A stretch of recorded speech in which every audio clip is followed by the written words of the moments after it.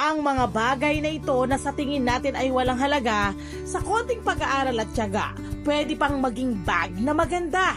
Pampersonal na gamit man o pambenta, pwedeng-pwede. Kung papaano, si Nanay Vivienne ang bahala sa iyo. Marami tayong matututunan at may kwentong pagsasaluhan dito sa Kwentong Kabarangay. Papasukin na natin si Nanay Vivienne! Nanay Vivienne, magandang umaga! Good morning Halika po! kayo rito. Good morning, Nay. Good morning po sa lahat. Kumusta ang umaga mo? Mabuti po. Yan ang gusto ko. Umpisahan na natin agad-agad. Opo. Kasi ang pagkakaalam namin, ang inyong ginagamit sa paggawa ng mga bag na ito ay mga recyclable. Yes po, ma'am. Lalo na po yung straw. Kasi yan po yung ngayon ang problema ng ating bayan na hindi po siya natutunaw kahit 100 years po yan. Hindi matutunaw. So siya po yung gumagawa ng bara sa ating mga kanal. Kaya yon po ang aming ginawan. Inisip ko po na gumawa po siya gawin ko po siya ng bara. Ano po yun, ma'am?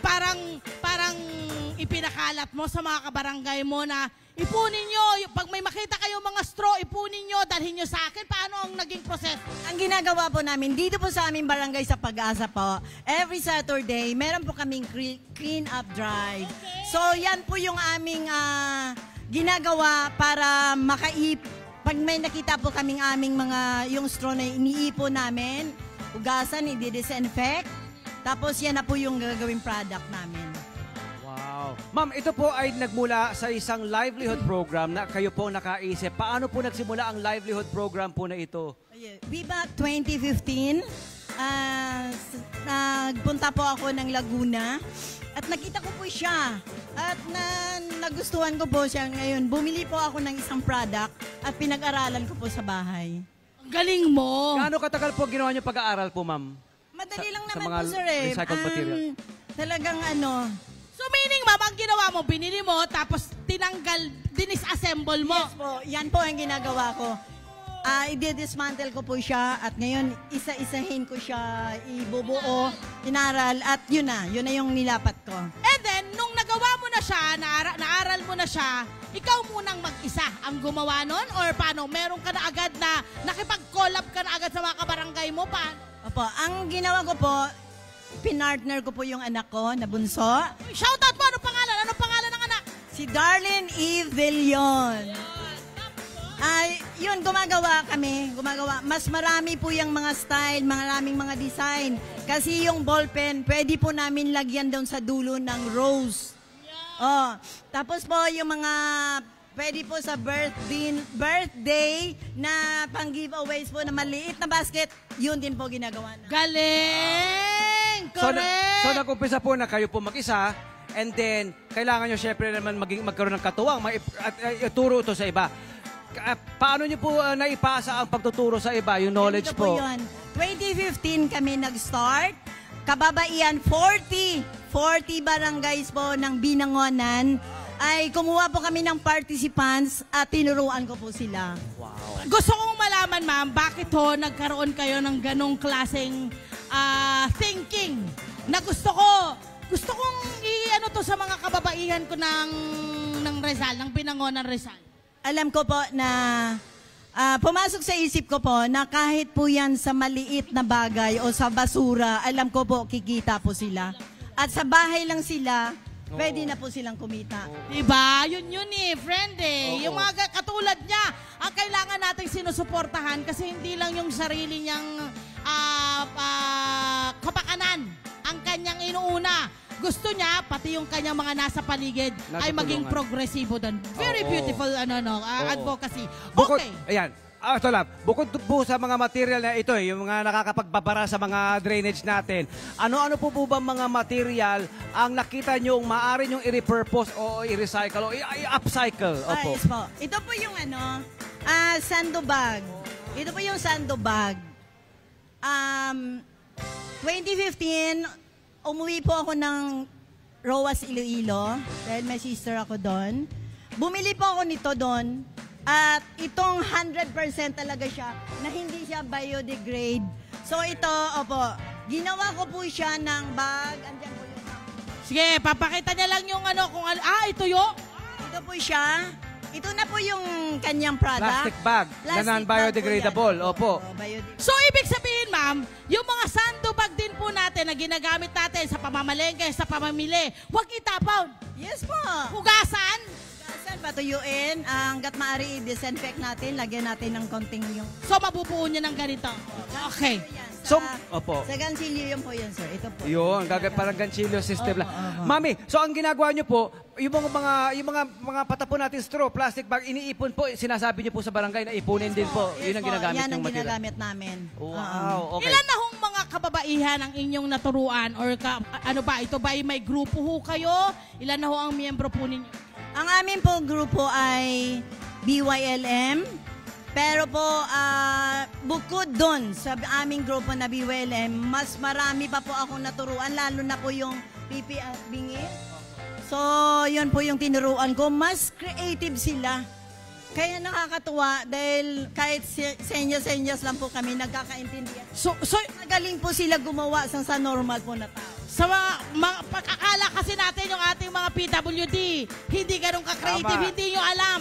Dahil sa sobra silang nagmamaster sa mga kung anong bagay, mas masterful sila, mas creative sila. Okay. Ayan, okay. So ngayon po, eto na. Yan. Siguro Tatanungin- pakita muna natin habang ginagawa niya ito, tatanungin na natin siya kung gaano katagal gawin ang mga bagay at kung magkano ba oo. yung bentahan nito.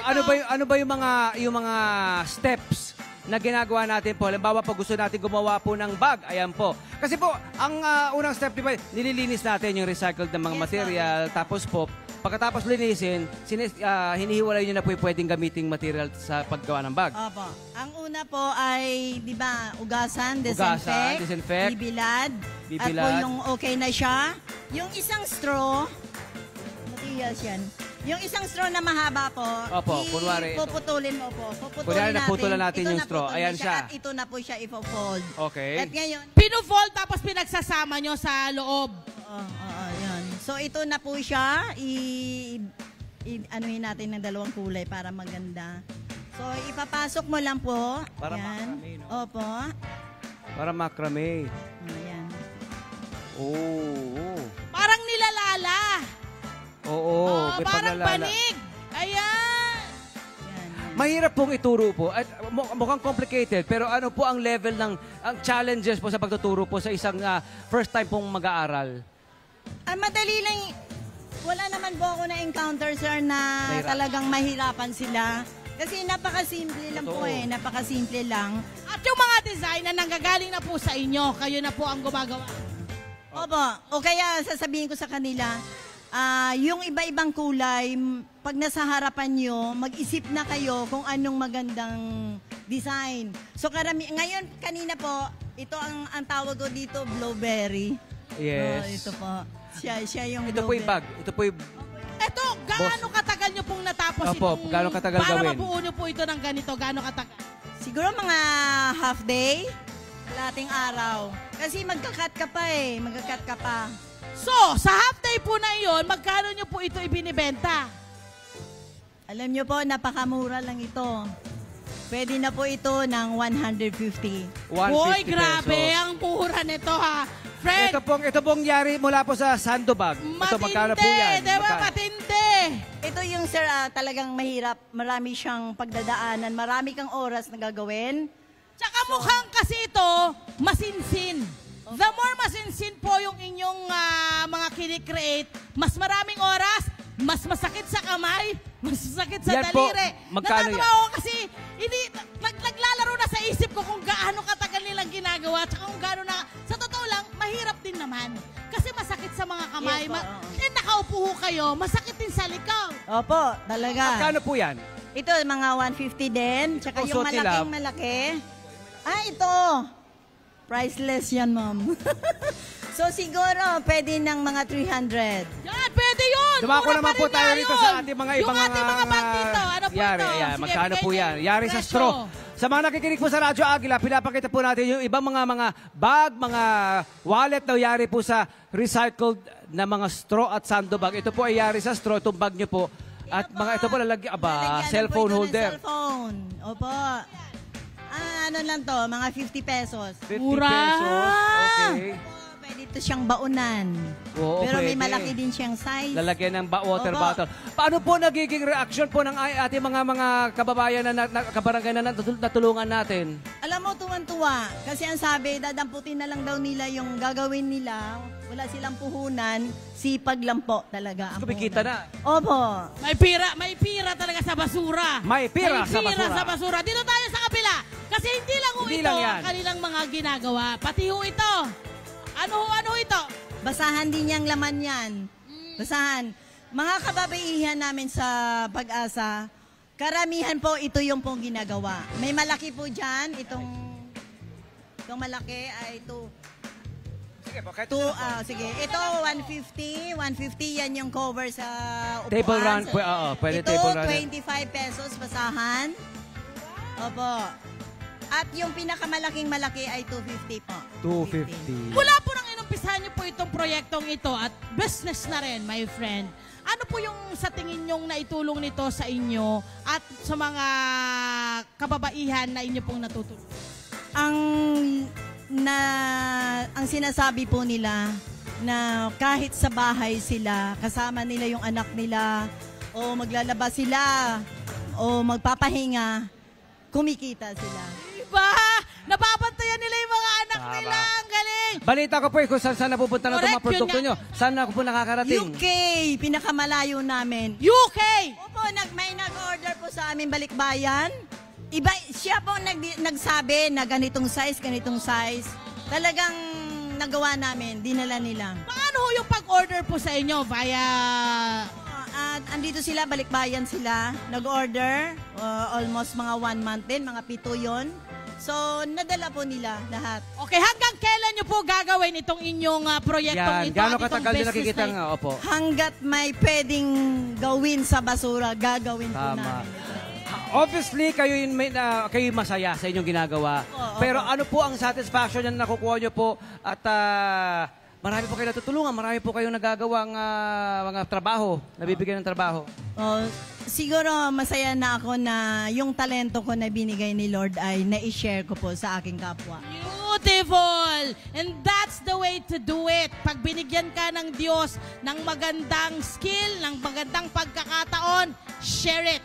Oo. Share it. Ano Always po ang share. mga advice nyo, negosyo tips na maaari nyo po i-share? Ayan. Tips ko lang po na tiyagaan nyo lang po talagang magkakaroon po kayo ng knowledge. Basta hingiin nyo lang po yung wisdom nyo kay Lord. At lahat na gusto nyo po ay mangyayari, magagawa nyo.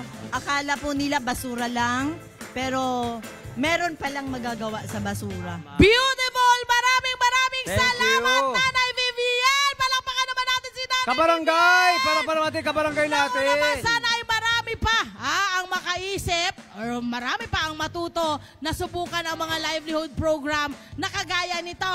Hindi yung gusto lang maging empleyado. Not that binababa ko ang empleyado, pero maganda rin na meron kang skill na alam. At saka ito nga, sa kwento pa lang ni Mami, if you put your mind into it, Yes! di ba, sinabi niya, kinaya niya, ginawa niya. Yan. Di ba, napatotohanan niya. Tapos, Diba? ipinamahagi Pinasa pa pa niya. sa iba. Ganda. Diba?